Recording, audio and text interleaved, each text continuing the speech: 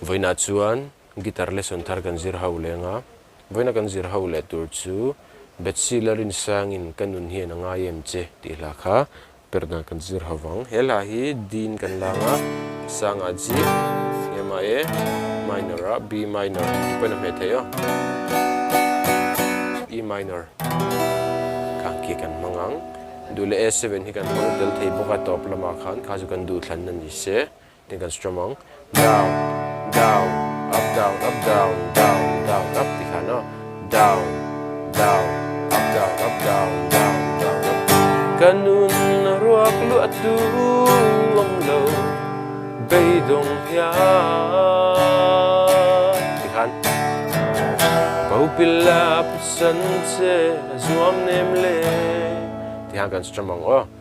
chuan alahi ka thiam ang karon sa chuak lenga uluk don ni lo ngai thladon nya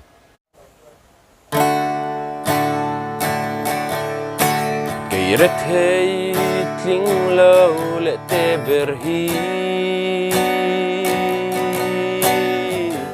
har sat na tin reng ten min dela tuyanga poto nu kanun hi hachol na zongi na va rua ichi kanun ruak lu atu om lo bay dong hia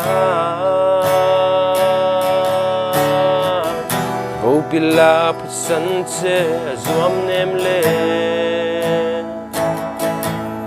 lalpa min khong ain min lua khat la ta khan ti khan akal thei baseline khan kanun hia angai em che lalpa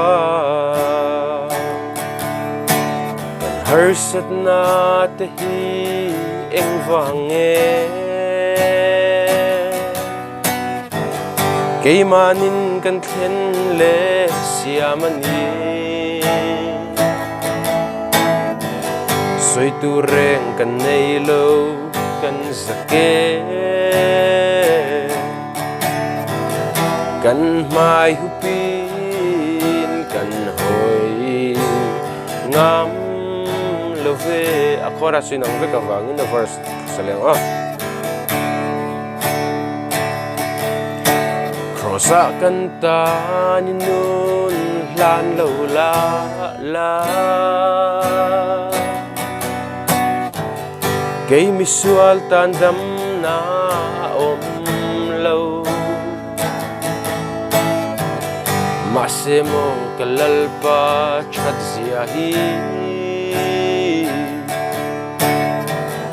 avuak na voila tidam ganita kanun ruak lu atu om lo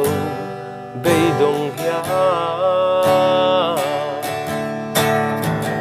bau pila pasan che azuam nem le lalpa min khong ain luak khat la kanun hia ngai em che po A7 po panteyo lalpa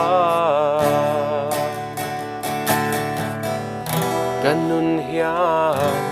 ngai em che